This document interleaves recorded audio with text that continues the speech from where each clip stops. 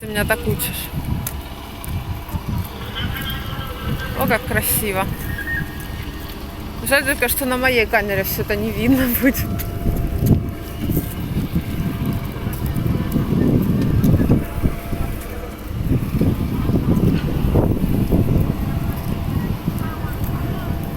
Что, Дамир? Голова болит? Ну, что-то будем решать с этим. Ой, я хочу сфотографировать их еще.